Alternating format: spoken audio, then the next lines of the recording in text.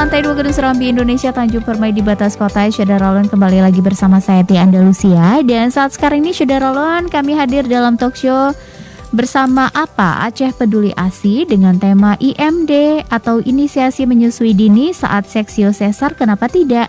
Nah, Saudara Lon sudah hadir di studio Serambi FM narasumber kita yaitu Ibu Dr. Cut Razianti ZB SPOG. Assalamualaikum Ibu Dokter.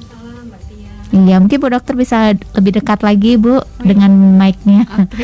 Oke. Nah, Bu Dokter, terima kasih banyak udah datang ke studio Serambi FM. Sama-sama. Semoga bisa memberikan informasi yang luar biasa untuk Saudara Lun. Dan untuk Anda yang ingin bergabung, silakan di 0651 637172 atau WhatsApp di 0811 689020. Dan Saudara Lun, Anda juga bisa streaming di www.serambifm.com. Anda juga bisa menyimak via Facebook di Facebook Radio Serambi FM Banda Aceh. Kemudian juga bisa di Facebook serambinews.com, Facebook Serambi On TV dan seluruh Facebook Serambi Group.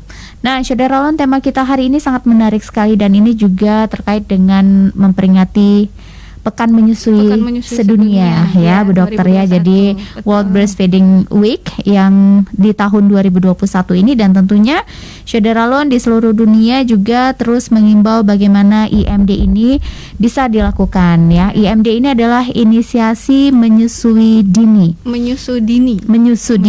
Oke. Jadi memang ini sangat penting sekali bagi bayi dan juga ibu ya tentunya, dan ternyata efeknya ini luar biasa. Jadi efek panjang yang bisa menentukan kelayakan ya juga kelayakan bagaimana kesehatan si ibu dan juga si bayi ya terutama ya. Kemudian hubungannya juga, dan ini sangat penting sekali. Dan biasanya IMD ini dilakukan pada saat orang atau si ibu atau si bunda ini melahirkan secara normal. Nah, bagaimana dengan kalau si bunda ini melahirkannya dengan seksio sesar? Apakah ini bisa? Nah, inilah tema kita hari ini ya, Bu Dokter ya. Dan mudah-mudahan bisa disampaikan informasinya dan bisa diterima informasinya juga oleh Saudara Lun dimanapun berada. Ya, silakan Bu Dokter. Kenapa nih IMD saat seksio sesar ini diangkat sebagai tema kita dalam talk show kali ini, Dokter? Seberapa pentingkah itu? Silakan. Oke, terima kasih Kak Tia. Terima kasih kepada Saudara Lun semua ya, bunda-bunda di rumah juga. Kenapa sebenarnya kita mengangkat tema ini? Karena menurut kita inisiasi menyusu dini atau yang kita singkat dengan IMD itu sangat-sangat penting. Karena IMD itu merupakan salah satu faktor yang sangat berperan untuk keberhasilan menyusui. Nah, cuman kenapa kita mengangkat tema ini karena kita ada beberapa opini yang berkembang di masyarakat itu masih belum tahu bahwa apakah IMD itu biasanya tuh dilakukan pada saat persalinan gitu loh. Kan kadang-kadang tuh biasa kan pasien-pasien banyak sama bidan atau di rumah sakit habis lahiran, begitu lahir langsung dilakukan inisiasi menyusui dini, langsung di bayi langsung kita kasih ke dada ibu segera terlahir, langsung kita lakukan kontak dini. Nah, tapi pada saat operasi agak beda. Pada saat operasi tentunya ada syarat-syarat yang bisa kita lakukan IMD pada saat operasi. Syaratnya adalah bayi bagus dan kondisi ibu juga bagus. Iya, karena si ibu juga lagi dalam operasi ya. Betul. Lagi dibedah ya. Betul. Nah, jadi pada saat ongoing, pada saat ongoing begitu bayi lahir, yang pasti kita pastikan dulu bayinya itu bagus, lakukan resusitasi. Oh, bayinya bagus. Nanti bidannya akan membawa bayi itu pada saat intraoperatif, saat operasi langsung ke dada ibu. Di situ biasanya akan ditemenin sama bidan yang bertugas di kamar operasi atau di NICU. Biasanya gitu, dan dia yang akan bantu menengklupkan, terus memperkenalkan ibu ini loh, dan bantu untuk mendekatkan, melakukan kontak skin to skin ke dada ibu gitu. Oke. Jadi pada saat operasi ini sebenarnya kondisi bayi yang seperti apa dan kondisi ibu seperti apa yang bisa kita lakukan IMD ini, Dokter? Nah, seperti yang saya katakan tadi, pastinya bayinya harus bugar. Bayi bugar begitu lahir, kita udah bilang Apgar skornya harus bagus. Jadi penilaian bayi kondisinya bagus, bayi bugar. Nah, untuk ibunya pun, ibarat ibunya nggak ada komplikasi dan tidak dalam resusitasi. Jadi ibunya bagus. Resusitasi itu kayak semacam tindakan kalau misalnya ibunya jelek, kondisinya jelek, misalnya ibu-ibu yang dalam kondisi perdarahan, butuh diberikan cairan segera, butuh diberikan oksigen segera, itu kan nggak mungkin dong kita melakukan IMD pada saat itu akan mengganggu pekerja ibunya juga dan pekerjaan anestesi kan dokter biusnya. Oke, jadi memang kedua kondisinya ini memang harus bugar, harus sehat sehingga bisa dilakukan IMD. Betul. Caranya apakah sama dengan melakukan pada saat persalinan? Sama. Inisiasi kan berarti prosesnya langsung segera setelah itu langsung diberikan ke ibu. Kalau kontak dini ya berarti bayi langsung diberikan ke dada ibu dengan cara ditengkurapkan.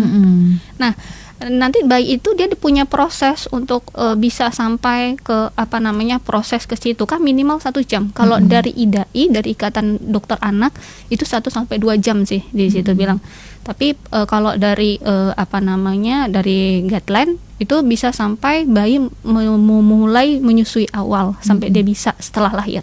Oke, dan jadi itu sebenarnya nggak ada batasan. Iya, gitu. Berarti itu juga posisi si ibu juga masih dalam bagus, kemudian juga tidak bius total ya dokter ya? Iya, pasti bius parsial ya. Cuma mungkin nggak bisa yang selama itu. Kalau dioperasi ya berarti dia udah 1 jamnya udah bagus banget, atau 30 menitnya udah bagus sekali sebenarnya. Tapi diusahakan segitu, itu idealnya ya. Oke, jadi dia bisa menyusu pada saat segera setelah operasi ya, dan dengan seperti itu dia bisa tentunya dalam keadaan bugar yang seperti dokter katakan tadi, dan juga prosesnya disetujui oleh dokter dan juga seluruh yang ada di ruang operasi itu ya dokter ya. Iya pasti.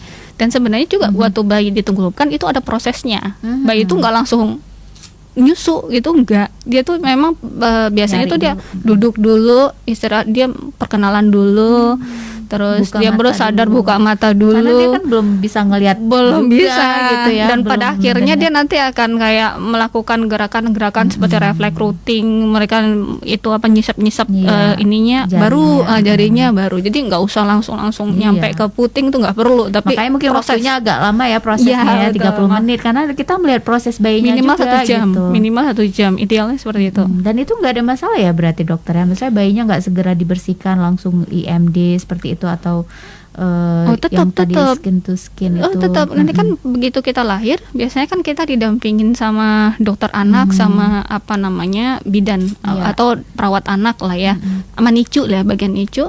Mereka lihat, mereka nilai, dokter anaknya akan nilai, oke nih bayi ini bagus nih, oke, diperkenalkan ke ibunya, ibu lahir bayi, kan bisa kayak gitu tuh di kamar operasi.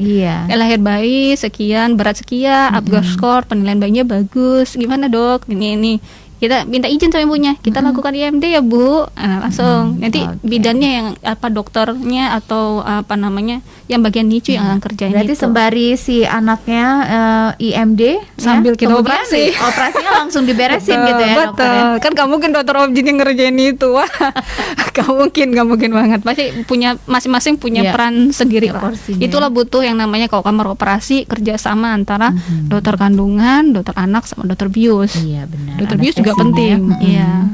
Oke.